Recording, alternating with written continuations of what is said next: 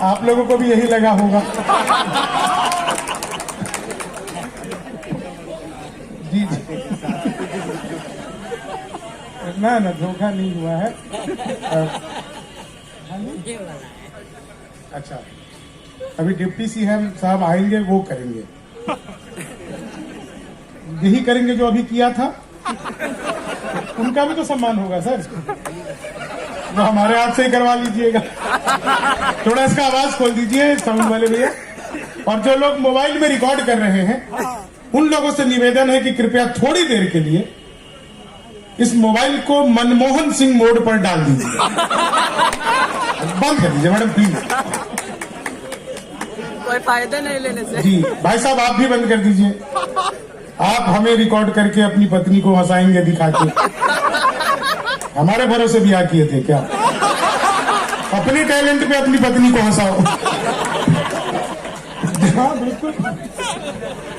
आइए, आप सबका मैं स्वागत करता हूं। भारत रत्न, हम सबके श्रद्धेय और भारतीय जनता पार्टी को एक सूत्र में बांधने वाला एकमात्र नाम, जो राजनेता ज्यादा बड़ा था या कभी ज्यादा बड़े थे, इसका आकलन आज तक कोई भी व्यक्ति नहीं कर पाया, वो इंसान ज्यादा बड़े थे। हम सब एक बार जोरदार तालियां बजाएं। भारत रत्न हम सबके आराध्य, और मैं कहूं कि उनके रास्ते पर चलकर कहीं न कहीं भारतीय जनता पार्टी आज पूरे देश में भगवा को लहरा रही है, तो उसके पीछे अटल बिहारी वाजपेयी ही हैं, और कोई नाम नहीं है साहब। मैं इस माइक से यह बात पूरे होशो हवास में कह रहा हूं कि तुम्हारी शख्सियत से यह सबक लेंगी नई नस्लें। वही मंजिल पे चलता है जो अपने पांव चलता है, मिटा देता है कोई नाम तक भी खानदानों के, किसी के नाम से मशहूर होकर गांव चलता है। क्या बात है। अटल बिहारी वाजपेयी वो शख्सियत रहे जिनके नाम से मशहूर होकर आज दुनिया की सबसे बड़ी पार्टी भारतीय जनता पार्टी अपने कदमों पर खड़ी है। एक बार पूरा का पूरा पांडाल कला संस्कृति प्रकोष्ठ के हमारे वरुण भैया के लिए, जिन्होंने इतने सारे कलाकारों को बुला करके न केवल सम्मानित किया, बल्कि भारत के प्रधानमंत्री, एक ऐसे शख्स जिनके बारे में विरोधी तक कहते थे कि आदमी तो बहुत अच्छा है, बस पार्टी गलत है, क्योंकि वो विरोधी थे तो कुछ तो कहना था। तो जो विरोधियों के दिल में भी राज करते थे, ऐसे अटल बिहारी वाजपेयी जी को आज हिंदुस्तान में आप यकीन मान के चलिए, कम से कम कुछ नहीं तो सैकड़ों कार्यक्रम हो रहे हैं, जगह जगह पर अटल जी की स्मृतियों को नमन किया जा रहा है। मैं फेसबुक पर, आज सोशल मीडिया का टाइम है, वह सब चीजें देख रहा हूं, समझ पा रहा हूं कि कहां कहां किस किस तरह के कार्यक्रम हो रहे हैं। आज बिहार प्रदेश भाजपा की तरफ से आयोजित यह कार्यक्रम सच्चे मायनों में, आदरणीय यादव जी की उपस्थिति में मैं कहना चाहता हूं इस बात को, कि सच्चे मायनों में अटल बिहारी वाजपेयी जी को सच्ची श्रद्धांजलि इसलिए होगी क्योंकि इस मंच पर, जहां पर तमाम राजनेता आए हुए हैं, कुछ आने वाले हैं, उस मंच पर राजनीति नीचे बैठी हुई है, कला और साहित्य ऊपर बैठा हुआ है। इससे बड़ी अटल बिहारी वाजपेयी जी की और इससे बड़ी श्रद्धांजलि उन्हें हो ही नहीं सकती। मैं एक घटना आपको बताता हूं और उसके बाद मैं अपना काव्य पाठ करता हूं। दिनकर जी के समय की बात है, वो लाल किला के सबसे बड़े कवि सम्मेलन, गणतंत्र दिवस कवि सम्मेलन में अपने काव्य पाठ के लिए गए थे। उन दिनों नेहरू जी देश के प्रधानमंत्री थे और वो उद्घाटन करने के लिए जब सीढ़ियों से चढ़ रहे थे, तो चढ़ते चढ़ते अचानक से उनके कदम लड़खड़ा गए। इससे पहले कि नेहरू जी गिरते, दिनकर जी ने उन्हें पकड़ लिया, संभाल लिया। इस पर नेहरू जी ने धन्यवाद किया कि आपने मुझे संभाल लिया। तो दिनकर जी ने कहा, नेहरू जी, इस देश की राजनीति जब जब लड़खड़ाएगी, साहित्य उसको संभाल लेगा। और ये साहित्य तमाम कलाकारों की प्रस्तुतियां आप लोगों ने देखी। मैं तो, आप सब जानते हैं, बिहार का ही रहने वाला हूं। यहां शराब बंद हो गई तो मैं दिल्ली चला गया। अरे रिकॉर्ड बंद कर दीजिए सर प्लीज। मेरा तो डिजिटल कैमरे से भी नेगेटिव आता है। आप भी, सबको अलग अलग बोलना पड़ता है। सब बिहार में एक चीज तो है सर, सबको अलग अलग बोलना पड़ता है भैया। इसको बंद करके देखिए। जीवन का एक मूल मंत्र मैं आपको देता हूं। अगले 1-1.5 घंटे आदरणीय अनामिका अंबर जी, जो उत्तर प्रदेश से आई हैं, मेरठ से आई हैं, और यहां पर जब वो आई तो इस बात पर बहुत हैरान थी कि आज तक इतनी सेल्फियां हिंदुस्तान में खींची नहीं गई होगी इनकी, जितनी यहां पर लोगों ने इनको सम्मान दिया। मैंने कहा देखिए, ये बिहार की धरती है, इससे ज्यादा आतिथ्य सम्मान और दुनिया में कहीं होता ही नहीं है, इसलिए आप बिल्कुल निश्चिंत रहिए। तो हमारे बीच में बहुत दूर से वो आई हैं। हम 1-1.5 घंटे आप लोगों के बीच में रहेंगे। बस आप लोगों से 2 निवेदन मैं आप लोगों से करता हूं, और फिर इस कवि सम्मेलन को कवि सम्मेलन बनाते हैं। मैं हास्य का कवि हूं, अनामिका जी श्रृंगार की कवित्री हैं। वो ओज भी पढ़ती हैं, देशभक्ति भी पढ़ती हैं, बल्कि यूं कहिए कि आज की तारीख में हिंदुस्तान में कोई एकमात्र कवित्री जिसके सभी विधाओं पर एकाधिकार हो तो वो अनामिका अंबर जी होती हैं। वो हमारे बीच में आज आई हुई है। आप लोग मुझे कैसा भी सुन लेंगे, मैं तो कई बार आप लोगों के बीच में आया हूं, आता रहूंगा। मेरे लिए तो यह परिवार का मामला है। भारतीय जनता पार्टी आप सब जानते हैं, एक कवि होते हुए भी इस चुनाव में भी आप लोगों ने खूब देखा होगा कि जिस तरह से बढ़ चढ़ करके मैं अपने कवि होने के मूल धर्म से थोड़ा सा हट करके भी, क्योंकि यह बात मैं जानता था कि अगर इस बिहार में वही 15 साल वाला पुराना शासन किसी तरह से आ जाए तो बिहारियों का जो सम्मान अब जाकर के कुछ जगना शुरू हुआ है, वो पिछले 15 साल पहले चला जाता। इसीलिए मैं अपने लीग से हट करके भारतीय जनता पार्टी के लिए पूरे टाइम लगा रहा। और जितने लोग हैं, आप लोगों को बहुत बहुत बहुत बधाई, क्योंकि भारतीय जनता पार्टी के कंधों पर ही आज की सरकार बनी है। ये लोग नेता लोग नहीं कह सकते, इनका अपना प्रोटोकॉल है, लेकिन हम लोग ये कहने के लिए स्वतंत्र है कि बिहार में। हाँ, इनका माइक खोलिए भाई। मैं आपको तसल्ली के लिए बता दूं कि इस प्लॉट की रजिस्ट्री हो चुकी है, इसलिए लोग आशा में ना बैठे रहे। आप काव्य पाठ करें। बहुत शानदार शंभू शेखर जी। आज की डेट में एक भी ऐसा चेहरा नहीं जो उनके तालियां बजे ताकि वो अपना काव्य पाठ आप तक पहुंचा सके। मैं भी बहुत अभिभूत हूँ। हालांकि उनकी एक दूसरे की ऐसे ही तारीफ करते रहेंगे। ये कवि सम्मेलन का प्रोटोकॉल है, हर चीज का प्रोटोकॉल होता है। अनामिका जी देखिए, आप कितनी बेहतरीन लग रही हैं। धन्यवाद। मैं सच बता रहा हूं। आप लोगों ने एक चीज सुना होगा, कॉपी पेस्ट। इस कॉपी पेस्ट का आविष्कार हिंदुस्तान में हुआ, और मुझे कई बार लगता है कि अनामिका जी ने ही किया होगा। कॉपी पेस्ट आपने सुना होगा ना, मोबाइल पे करते हैं, कंप्यूटर पे करते हैं। तो ये कॉपी पेस्ट का आविष्कार निश्चित तौर से किसी महिला ने ही किया होगा। वो नीचे वाले होठों पर लिपस्टिक लगाती है, ऊपर 2 बार पप पप करती है, हो जाता है कॉपी पेस्ट। आपके अनुभव को नमन करती जी। तो खैर, ये सब चीजें आपको जोड़ने के लिए चलती ही रहेंगी। प्यार करते हैं दोस्तों कि मैं दुनिया के किसी भी मंच पर चला जाऊं, चाहे मैं दुबई के मंच पर चला जाऊं, चाहे मैं लंदन के मंच पर चला जाऊं, या जब तक कोरोना नहीं था मैं घानिया, लागोस और केन्या तक होकर के आया। केन्या में तो मेरा वीजा भी नहीं लगा था। उन्होंने कहा कि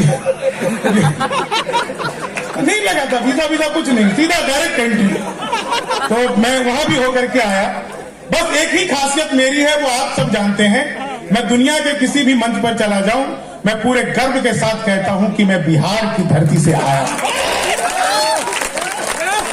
और कोई खासियत नहीं है। दूसरी खासियत यह है कि मैं किसी मंच पर चला जाऊं, मैं धोती और कुर्ता बस इसलिए पहन के जाता हूं क्योंकि ये मेरे बाप दादाओं की पहचान है। बिहार का गौरव पिछले दिनों अगर धूमिल था तो उसके पीछे कारण ये था कि हम और आप अपनी पहचान भूल गए थे।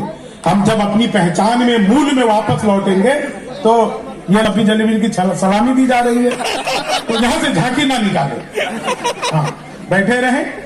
अच्छा, आजकल क्या है कि लोग जो है ना, ये मास्क लगाते हैं, भक्ति भाव के भी लोग हैं। हम घुस रहे थे तो सबको सैनिटाइज किया जा रहा था, तो सैनिटाइजर दे रहे थे। हमारे साथ पंडित जी आए थे, वो चाट गए। हमने कहा ये क्या के? बोले चंडामृत मिला है। हमने कहा भाजपा कार्यालय है, मंदिर नहीं है। लेकिन भाजपा कार्यालय किसी मंदिर से काम कम नहीं है। और एक चीज आपको मैं बताऊं साहब, कविता पाठ में शुरू करूंगा, लेकिन 1-2 चीज से मैं इतना ज्यादा अभिभूत हूं कि आज की तारीख में हिंदुस्तान में जिन जिन कामों को पूरी दुनिया ने कभी नहीं सोचा था, कौन सोच सकता था कि कश्मीर से 370 को हटाया जा सकता है। वो हमारे बिहार के मिथिलांचल के थे जो मोदी जी की पूजा करवा के और वहां पर शिलान्यास की प्रक्रिया को पूरा कर रहे थे। पूरे हिंदुस्तान में पंडितों की कमी नहीं है, पूरे हिंदुस्तान में जानकारों की कमी नहीं है, लेकिन बिहार की धरती में वो खासियत है जो हमें कहां से कहां उठा करके ले आती है। एक बार जोरदार तालियां पूरे बिहार के लिए, पूरे बिहार की जनता के लिए। यह पार्टी की नहीं, जनता को मैं बधाई भी देना चाहता था। वरुण भैया से हंसना आ गया साहब, आप यकीन मानिए जिस दिन अपने ऊपर हंसना आ गया, दुनिया आपके ऊपर हंसेगी नहीं, आपके ऊपर गर्व करेगी। अपने ऊपर हम लोगों ने हंसना छोड़ दिया। बिहार का मामला तो अद्भुत है। मोदी जी ने शुरू कर दिया डिजिटल इंडिया। डिजिटल इंडिया शुरू किया, अखबार में विज्ञापन छपा, घर बैठे मिठाई मंगवाइए। मैंने देखा यार घर बैठे मिठाई मंगवाइए, पिज्जा बर्गर बहुत मंगाया था, मिठाई कैसे मंगवाएंगे। तो अखबार में दिए हुए नंबर पर मैंने फोन किया, उधर से डिजिटल इंडिया शुरू हो गया, कंप्यूटराइज आवाज। नमस्कार, अग्रवाल स्वीट कॉर्नर पर आपका हार्दिक स्वागत। मिठाई लेने के लिए 1 दबाइए, चाट पापड़ी नमकीन के लिए 2 दबाइए, रबड़ी मलाई के लिए 3 दबाइए, आजकल सब चीज मिलती है, और गोलगप्पे खाने के लिए 4 दबाइए। मुझे तो मिठाई लेनी थी, मैंने 1 दबा दिया। बोले बर्फी लेने के लिए 1 दबाइए, जलेबी लेने के लिए 2 दबाइए, कलाकंद लेने के लिए 3 दबाइए, लड्डू लेने के लिए 4 दबाइए। मुझे लड्डू लेना था, मैंने 4 दबा दिए। मोतीचूर के लड्डू लेने के लिए 1 दबाइए, बेसन के लड्डू लेने के लिए 2 दबाइए, गोंद के लड्डू लेने के लिए 3 दबाइए। मुझे बेसन का लड्डू चाहिए था, मैंने 2 दबा दिया। 1 किलो लेने के लिए 1 दबाइए, 2 किलो लेने के लिए 2 दबाइए, 3 किलो लेने के लिए 3 दबाइए, 100 किलो लेने के लिए 4 दबाइए। मैंने कहा यार ये तो फंस गए, इतनी 100 किलो मिठाई में कहां बांटता फिरूंगा। मैंने वही किया जो आप सब करते, तुरंत फोन काट दिया। 1 मिनट में ही कॉल बैक आ गई। बोले जी नमस्कार, हम अग्रवाल स्वीट कॉर्नर से बोल रहे हैं, आपके यहां से 100 किलो बेसन के लड्डू का ऑर्डर आया है, मिठाई किस पते पर भिजवानी है। मैंने कहा ये तो फंस गए, लेकिन फंस गए तो काहे के बिहारी, बिहारी कभी फंसता नहीं। मैंने कहा ये तो फंस गए। बोले बताइए कि मिठाई किस पते पर भिजवानी है। मैंने कहा देखो भाई, हम घर में 9 भाई हैं, सबसे बड़े वाले से बात करने के लिए 1 दबाइए, उसे छोटे से बात करने के लिए 2 दबाइए, उसे छोटे से बात करने के लिए 3 दबाइए, और आप लोग जोरदार तालियां बजाइए। तो बिहार का आदमी बनाने का ऐसा होता है, और कमाल का ही होता है, उसको दुनिया में अद्भुत बता रहे हैं। 4 लाइनें सुनिएगा, ये 4 लाइनें मैंने जितनी जगह पर गाई, आप यकीन मानिए इस लाइनों को तो मतलब अद्भुत ही लाइनें हैं। आप लोग, बहुत सारे लोगों को याद है, लेकिन उसके बाद में नया नया आप लोगों को कुछ कुछ सुनाता रहूंगा। लेकिन इन 4 लाइनों से मैं अपना काव्य पाठ का ये सिलसिला शुरू कर। स्वागत है। वाह। कि तुम तोड़ो वादा और हम निभाते रहेंगे, नाराजगी ऐसे भी हम जताते रहेंगे, जब तक नहीं आते हैं 15 लाख खाते में। इसका ईगो खत्म कर दो भैया, हम अपना लेके आए हैं, हमको जरूरत पड़ता है तो हम बढ़ा लेते हैं।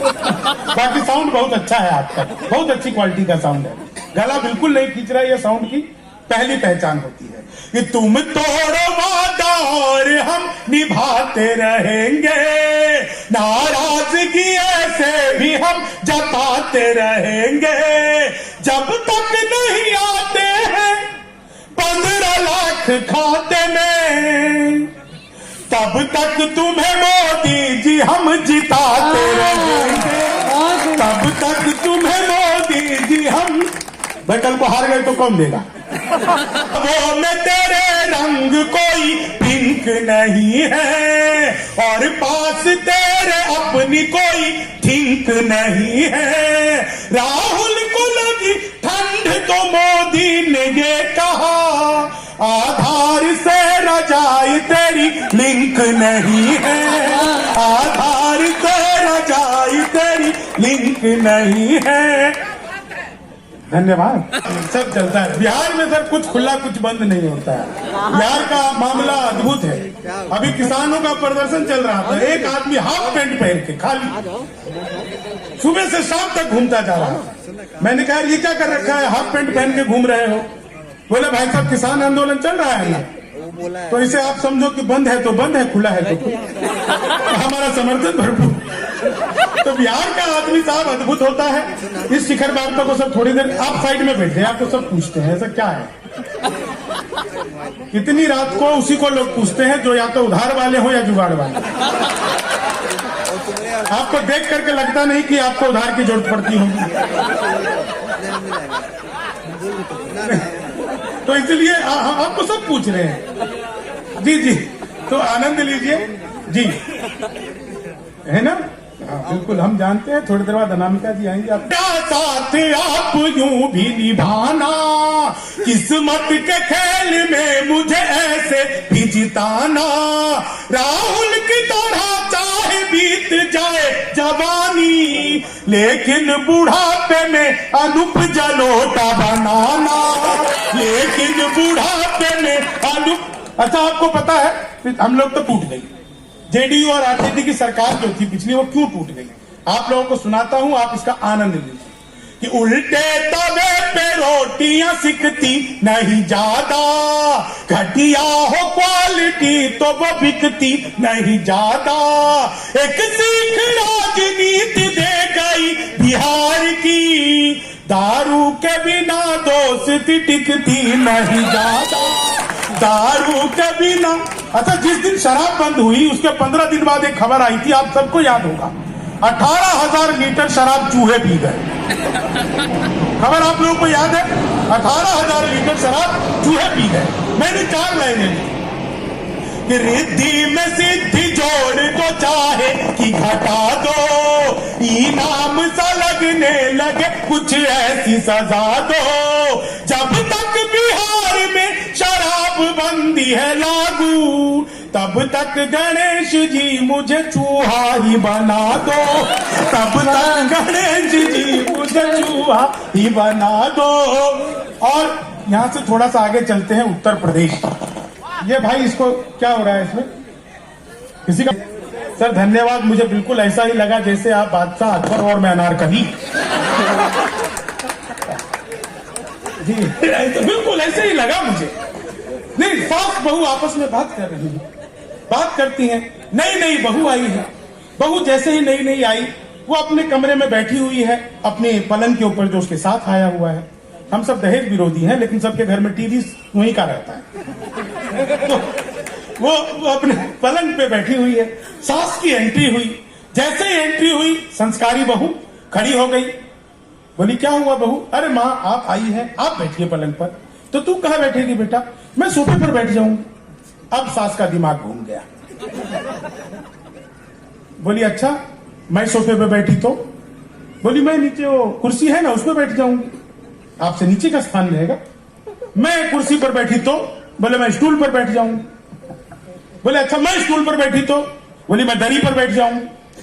बोले मैं दरी पर बैठी तो? बोली मैं जमीन पर बैठ जाऊंगी। बोली मैं जमीन पर बैठी तो?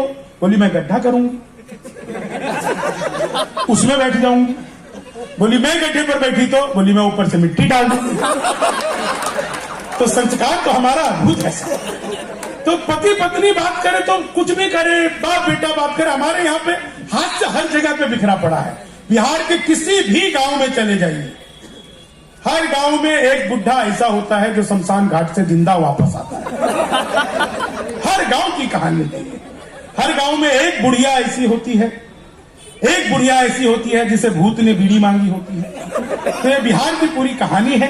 मैं 4 लाइनें सुनाता हूं आपको और उत्तर प्रदेश ले जाता हूं। उत्तर प्रदेश कमाल का प्रदेश, योगी बाबा की सरकार है, कमाल की सरकार है, अपने ही है। मैंने पिछले दिनों 2 चीज आपको सुनाऊंगा उत्तर प्रदेश से, और फिर उसके बाद एक बिहार का गीत और कुछ नई नई चीजें आप लोगों के सामने परोसूंगा। ये देखिए फोटो खींची जा रही है, उधर काम हम कर रहे हैं, फोटो उधर खींची जा रही है। इंदिरा जी के 2 बेटे थे। मैं सच बता रहा हूं, सही व्यक्ति को सही सम्मान कभी नहीं मिला। जिसे देश चलाना आता था वो जहाज चलाते हुए मर गया, जिसे जहाज चलाना आता था वो देश चलाते हुए मर गया। सही आदमी को सही काम लेना चाहिए। लेकिन ये फोटोग्राफर कमाल के होते, इनको शादी ब्याह में देखा करो। ये दूल्हे का फोटो दूर से खींचे, दुल्हन के पास जाइए, ऐसे करो, ऐसे करो, ऐसे करो, इनसे पूछे भाई आप ये क्या कर रहे हो, आप बीच में मत बोलो, मैं लड़की को अपने हिसाब से सेट कर रहा हूं। नहीं, ये फोटोग्राफर ऐसे होते हैं। और एक तो शोध है, बहुत बड़ा शोध है, जिस आदमी को बचपन से दूसरों के घर में ताक झांक करने की आदत होती है, वो बड़ा होकर फोटोग्राफर बनता है। क्या शोध है। वाह। एक बार जोरदार तालियां बजाइए। आप लोग हंस रहे हैं, सब बहुत आनंद ले रहे हैं। भाई साहब, आपको मैंने मना नहीं किया था शायद। नहीं, सबको पर्सनली मना करना पड़ता है साहब, पर्सनली मना करना पड़ता है कि आप वीडियो रिकॉर्डिंग मत करिए। अभी अभी आए हैं, तो जो मैंने नहीं सुनाया था बहुत अच्छा हुआ तो उस पर ताली बजाओ। मैं देखो बिहारी हूं, मूर्ख नहीं। नहीं, बिहार का तो मामला अद्भुत है साहब, एक रेयर कॉम्बिनेशन होता है। बिहार के आदमी का कुछ जो है हिसाब किताब ही अद्भुत होता है। मैं तो ट्रेन में आ रहा था, बीच वाली बर्थ पे सो रहा था, ऊपर पे 30-40 की, नीचे पे 80-90 की। अच्छा देखो, मैं आपको सुना रहा हूँ चुटकुला, लेकिन मैं कितना न्याय प्रिय आदमी हूँ। बुढ़िया को निचली वाली सीट पर लिटाया, मैं ऊपर पे भी लिटा सकता था उसको। तो मैं ट्रेन में आ रहा था, बीच वाली बर्थ पर सो रहा था, ऊपर पे 30-40 की, नीचे पे 80-90 की। तो 30-40 ने 80-90 से पूछा, बोली बहन तेरी उम्र क्या है? 80-90 बोली होगी तो 38-40। अब उसने उससे पूछ लिया तेरी क्या है? बोली होगी तो 18-20। मैं तो 20 के बरस से आराम से नीचे गिरा। बोली भाई साहब क्या कर रहे हो? मैंने कहा कि पैदा होने की कोशिश। तो अपना तो मामला अद्भुत है। मैंने पिछले दिनों मोदी जी से पूछा, मैंने कहा मोदी जी आपकी नीयत क्या है? दोस्तों, आप लोगों को बात में समझ में आ जाए तो एक एक व्यक्ति का आशीर्वाद चाहूंगा। आशीर्वाद का मतलब यह नहीं है आप वहां से खड़े होकर के सर पे हाथ रख के बड़ा जीता है, नहीं नहीं। आशीर्वाद का मतलब हो तालियां जोरदार। अगली बात समझ में आ जाए तो मोदी जी का जवाब। मैंने पूछा मोदी जी आपकी नीयत क्या है? मोदी जी बोले मेरी नीयत पाक साफ है।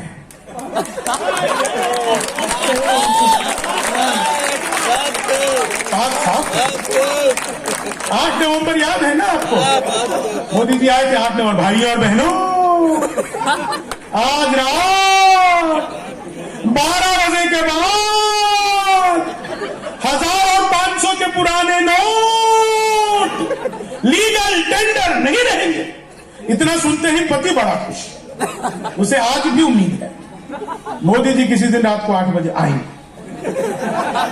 मित्रों, आज रात 12 बजे के बाद आपकी पुरानी शादियां लीगल टेंडर नहीं रहेंगे। कितना खुश हो रहे हैं भोले भाले पुरुषों। और भाई साहब तो वाह भी कर रहे हैं। भाई साहब वो नरेंद्र मोदी है, 1000 रुपए का लेके 2000 का वापस किया। आप 40 साल की जमा करवाने जाओ, 80 साल की जमा बीवी लेके जाओगे, दादी लेके लौटो। अच्छा एक चीज देखो, राहुल गांधी की शादी नहीं हो रही, जानते हैं क्यों? सोनिया गांधी जगह जगह जाती है, कहती है कांग्रेस को बहुमत दो। कांग्रेस को बहुमत दो, बहु मिल ही नहीं रही है बेचारे को।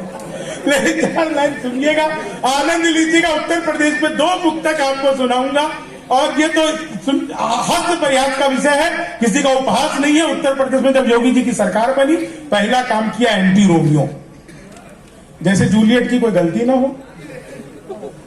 आधार कार्ड मिलवा मिलवा के पीटे जा रहे थे पूरे उत्तर प्रदेश में, स्कूलों के बाहर इधर उधर। मैंने 4 लाइनें लिखी, हाथ से बैंक की लाइनें, मजा लीजिएगा।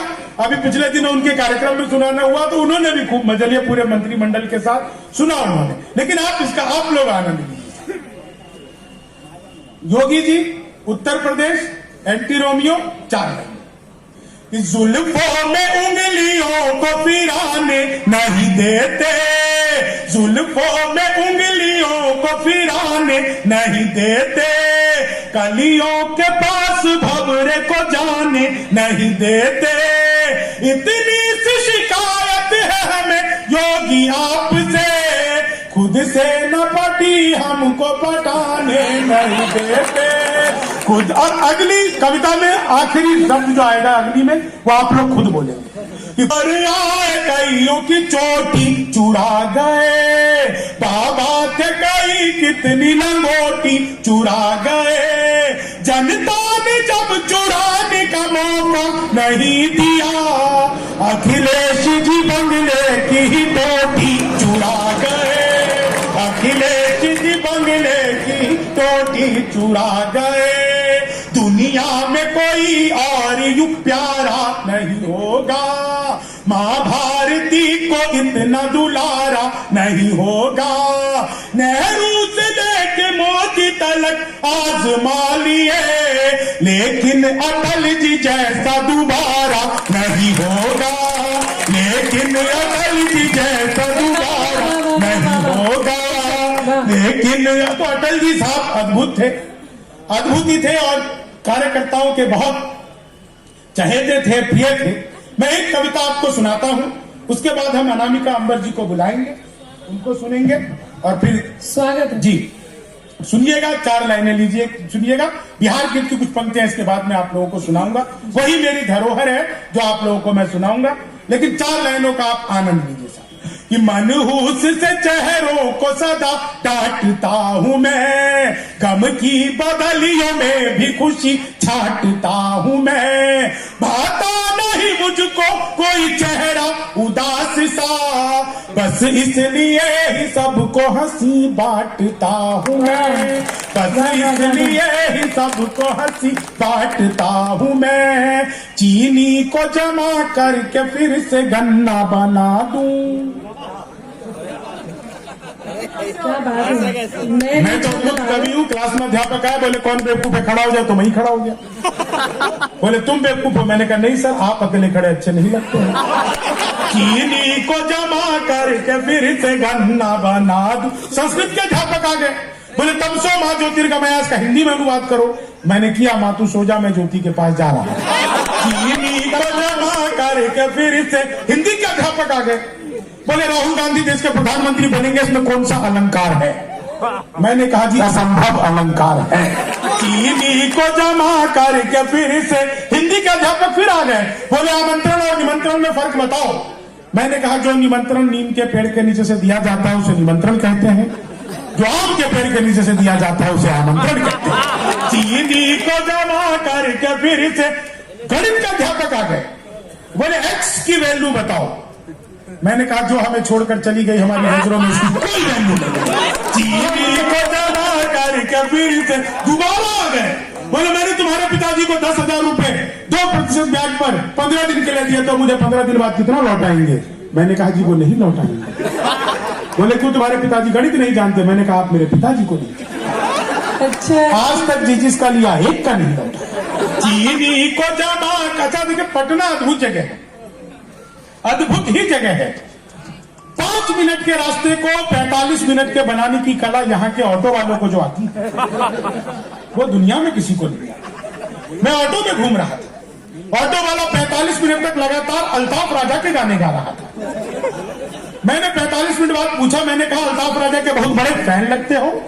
बोला नहीं, मैं ही अल्ताफ राजा हूं। चीनी को जमा करके फिर से गन्ना को जमा करके फिर से अंग्रेजी के अध्यापक आ गए, बोले खूबसूरत लड़की को अंग्रेजी में क्या कहते हैं? मैंने कहा आई लव यू।